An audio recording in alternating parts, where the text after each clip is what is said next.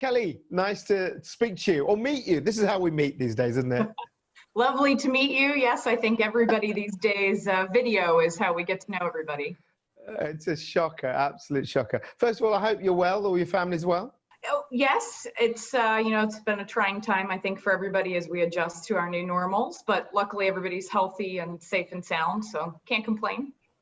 Can't complain. So where are you from? Because you don't sound very Irish to me, if I'm going to be honest. You got me. I've actually been in Ireland about 18 months, but I'm from the States and grew up in New Orleans and then have lived in a number of different places, but then spent the last 10 years in Chicago before coming to Dublin.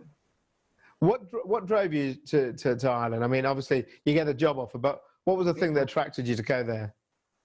I had always, one of the reasons I'm a two-timer at Schneider, so I'm on my second round of working with the company. And when I came back the second time, the very first global conference I went to, there was a country president up on the stage talking about the diverse nature of their job and the true general management component of it. And I said, I want to do that one day.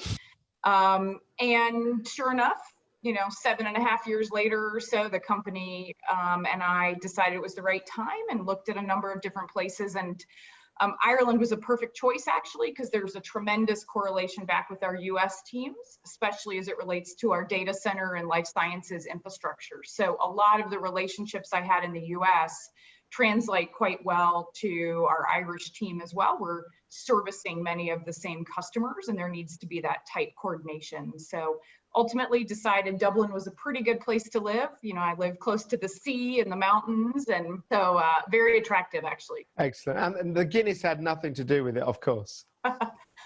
Well, I mean, the Irish are it's a fun country. We'll say that. Yeah. It's a good place to live. It's also, over the last probably 15, 20 years, become quite a sort of technical country. Lots of big businesses have moved there. The names like Amazon, Google, Apple, everyone knows they're there.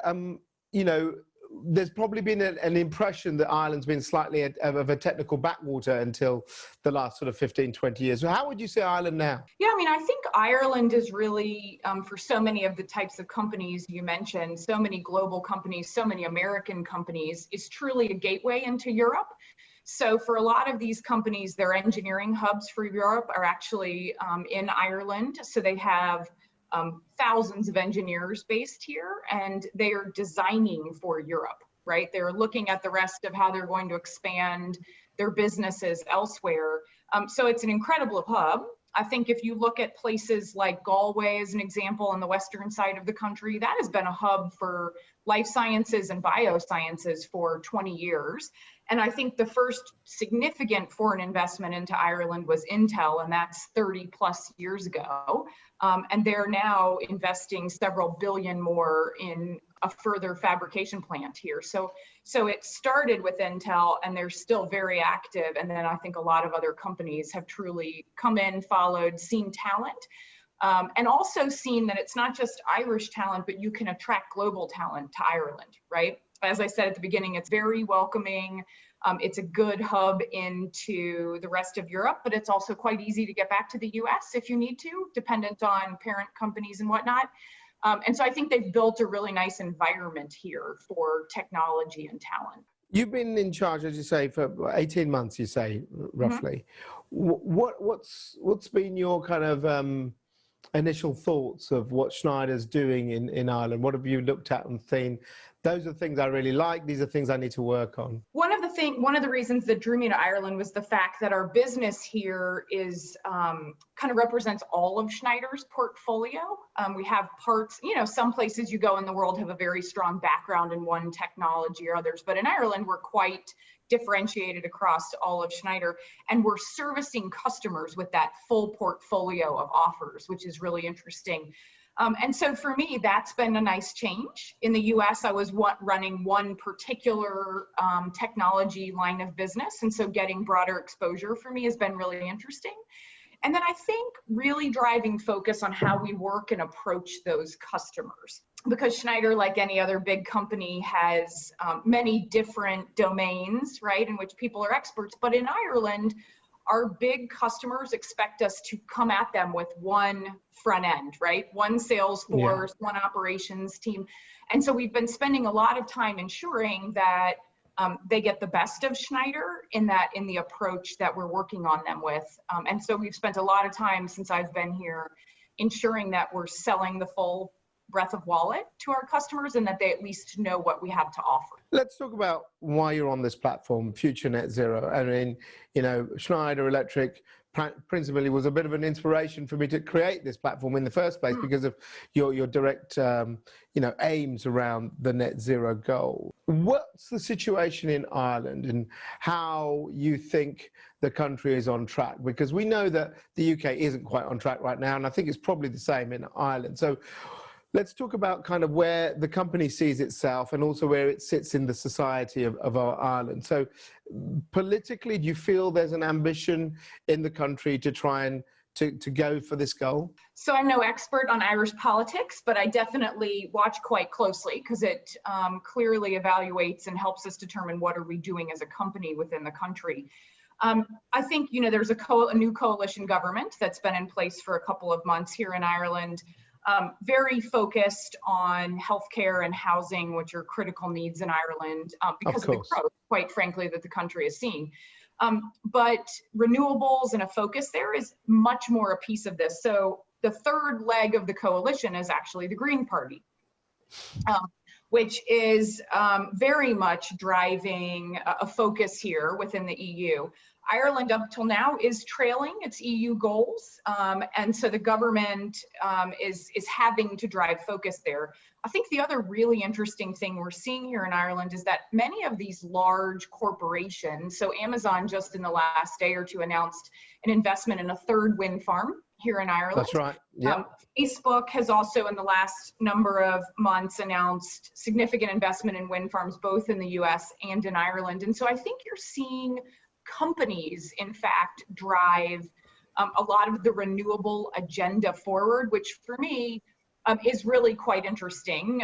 You know, we have work in the wind space. It's Schneider has parts of our portfolio that are applicable to those types of offers. And so this corporate public piece is going to be really interesting to watch in Ireland, how this is really being driven, I would say actually out of a lot of the corporations right now.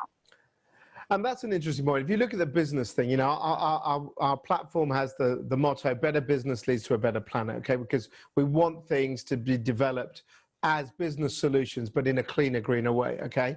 Now, do you think that, you know, Ireland is showing an example, which is, it is the massive corporates, you know, like you say, the names you've mentioned, that are taking in, you know, whatever the regulatory framework, they're pushing themselves directly to make these changes?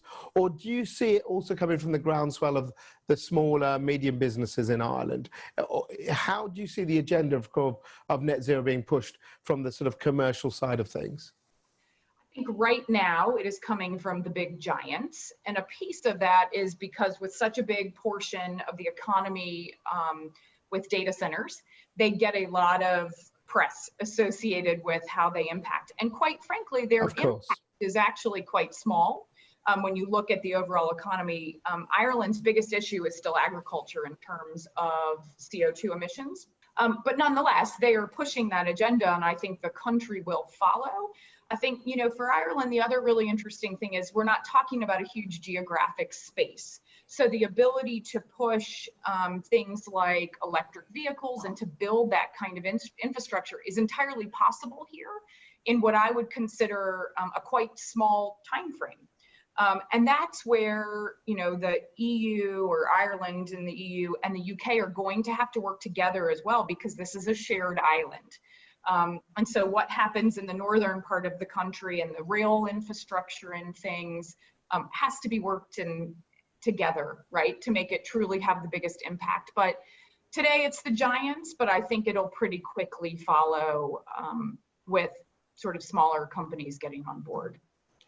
What's the sort of innovations you're working on in Schneider in Ireland? What are the things that you think the business audience will be needing? And you mentioned EVs and storage. I assume that must be strong areas. But what else are you looking at to say, these are the solutions we think you as businesses will need in the future? Yeah, I mean, I mentioned EV, obviously, we're really interested in wind. Wind is obviously behind, I think, where the UK has been. So it's interesting, if you drive around Ireland, you'll see onshore wind, right? Windmills out in Yes. the countryside, but you don't see as much offshore wind, whereas in the UK, offshore wind is quite a trend, if you will. So that's really interesting to us. And then frankly, it's about the overall efficiency message as well. How do we make Yes. our customers as efficient as possible, which is really the bread and butter of Schneider at the end of the day, right? We make products that drive efficiency for our customers, which then impacts the world. So we're looking at the mega trends, and then we're looking at customer by customer, what is their impact? Because we do have significant sized customers here, publicly traded companies who are reporting all the time their impact on the environment in the world, and we're a piece of helping them solve their impact. What are you doing in Ireland itself to reduce your own impact? I know that Schneider as a group across the world, you've been looking at things like this. What have you done? What have you seen? And are you on top of, dare I say, the carbon footprint of your offices and factories? And are you bringing those efficiencies to what you're doing now? Well, I just got a hybrid car for the first time. So there's my individual piece. And we're looking at the fleet. We're trying to determine who truly needs a vehicle. I would say that the public infrastructure in Ireland is not the same as you would have in London from a rail infrastructure and whatnot. And so we're working on that front as well, because I personally think it's an incredible opportunity. Once again, this is not a huge country. It's pretty easily connected if you spend the money. And so that's a piece we're interested in with the government and having conversations about transport. And then our offices are really, Schneider has spent a lot of time and efforts and money, quite frankly, in the last many years, installing our own products, driving efficiency through our actual offices and where we're housing our teams as well. What's your ambition? What do you see, you know, the biggest challenge facing Ireland, the EU, and dare I say the UK as well, in the post-Brexit world? Do you think the challenge will be information exchange, or do you think that the challenge is implementation of all the things we kind of all know? We all know what we should be doing, and governments know that, and businesses know that. The question is, you know, with COVID and etc., but people think, will we reset in the right way? So what do you see in the short term, the big challenge facing, you know, Schneider in Ireland where you are now? I actually think the biggest challenge for us is talent. The Irish market, skills, people. Yeah, the Irish market is really robust right now. Every big name in the country is hiring. Because there's so much incredible growth here. And so selling the vision of Schneider, right? And what are we doing? And the mechanisms we have to actually help improve the planet is incredibly important to us. And helping our teams drive digital much further and much faster. And actually, as you mentioned, you know, COVID and everybody, or a lot of people moving to work from home and has driven that quite a bit with our customers. Actually, we have seen incredible acceleration in use of our online digital tools and obviously platforms like this, where, you know, our salespeople are learning to sell in a different way. Of course. Yeah, so we still have a tremendous number of people who are field-based resources, right? They're out on construction sites and our customer sites every day, and so working to make sure in this current world that they're safe and is obviously a huge portion of what we're doing, but evolving people and evolving our own talent to take it to the next level, I actually think is really where, you know, I spend so much of my time, and many of my teams spend time looking for the right talent and taking that current talent to the next level. And when you talk about the talent, one of the things that obviously affects the energy industry is diversity. You know, lack of women, lack of ethnic minorities, you know, frankly, lack of anything apart from middle-aged white men, dare I say. And I've been in the industry for 10 years, and I've seen that. And I think, to be fair to the industry, it acknowledges that is an issue. Aging workforce, you know, people who came from, dare I say, the kind of state system when all power was, you know, state-owned. What are you trying to do to try and get new talent in to make it more appealing for people of color or people who are of different genders to come and work in this sector? As you say, you know, the net zero world is our future world, but a lot of people still think it's a world for a certain type of person. Yeah, I mean, I think quite frankly, it's having leaders like me, right? It's having people that look different, think different, have different backgrounds. You know, I'm not an engineer, and people always think that's really interesting. Yeah, you're in Schneider for how long, and you're running engineering teams, but you're not an engineer. But I think the point of that is to say people with different backgrounds can bring different thought. And so for me as a leader, that's a huge piece of what we're doing. Ultimately, I'm looking for the best talent I can find on the market, regardless of gender and ethnicity and all of that. However, I got many opportunities because I looked different, I had a different background, I thought differently, and I like to give people opportunities along those lines. I like to challenge, to say, look, I know you don't have any operations experience, but I think you can go do that, and here's why. And bringing new people into our industry, because I think Schneider, historically, you look at us and you'd say, oh, we're a product company, right? A manufacturing company. But really, the company in the last 10 years has evolved so differently. And so people who have software backgrounds are incredibly valuable to us now because we have so many software platforms. People who understand services businesses are really important. And so difference is important as we're looking around and trying to bring diversity of thought. And diversity brings more diversity is my experience. And so as I've had women, you know, my last team in the US when I left was 63% female, my leadership team. And interestingly enough, the men were running sales and marketing and the women were running operations and services, which is not what you'd historically think would happen. But then more women want to come into your group and your organization, or young talent wants to come into your group if they see somebody that looks more like them. And so here in Ireland, we're specifically really focused on experienced talent from outside the company. What else do they bring? And then hiring graduates and apprentices, once again, different background, different thoughts, and growing them in the company as well. And I suppose that's the real thing is, you know, surveys are done all the time that, you know, younger people are looking more at the planet. You know, they look at the environmentalism, they look at these things. They don't want to work for certain brands that are associated with perhaps the old way of thinking, if we put it that way. Do you think that will be the biggest challenge for all of us, is finding the right people to take us on our net zero journey over the next 30 years? For sure. When you meet a lot of our grads, either in Ireland or out of the UK, many of them are very driven by the idea of what they can do and the way it helps the planet, right? And the way it affects them, and it'll affect generations after them if they should have children. And that is maybe not even my generation and older in the same way.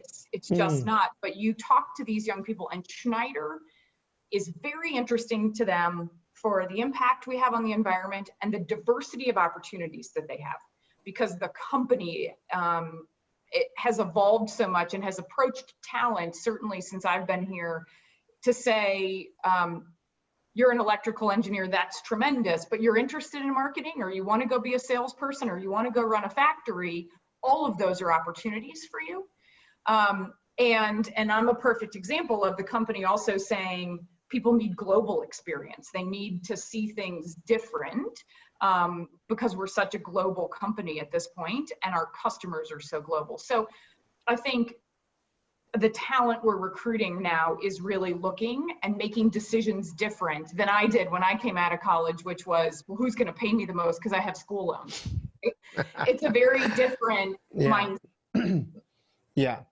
And to end, what's your hope around us, as a planet, dare I say? You're a global company, and you, like you say, you've been over in the US, you're now in Ireland, you're seeing different parts of the world acting differently. Do you think there is a consensus slowly that we all kind of realize that we have got to do something? I think there is, for sure. When I think back to my US job and how much time I spent on an airplane, constantly flying around the US because my team and customers were all over. And then you step back and you go, well, I really haven't done that the last 6 months. And even as long as I've been in Ireland, it was to the UK and back if I needed to go somewhere. It wasn't from Boston to California, right? And the personal impact of that, the fact that, quite frankly, we're not driving nearly as much right now. And so for me, I think we can all be a little smarter in our personal impact on the planet. Clearly I'm going to drive for Schneider to help our customers on such a large scale improve their footprints and be more energy efficient. But just from a personal perspective, I think we're all maybe a little more aware of our actions and what's really necessary versus what can be done on a platform like this now. Are you hopeful for the future? I am. I think this last 6 months has been for everybody a change of mindset and dare I say fairly exhausting for many of us.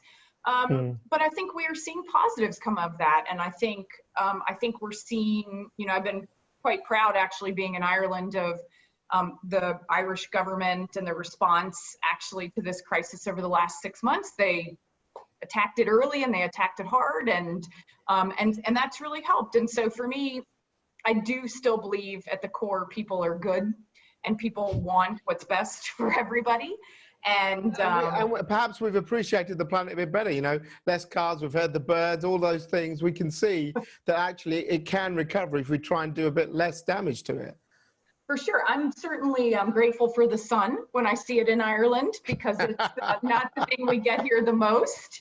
I'm hopeful, and I am glad to work for a company that actually cares and doesn't just care, is a core belief. Excellent. Kelly, well, I wish you well with everything, and especially getting around in your new hybrid car. All the best. Thanks very much. Thanks for having me.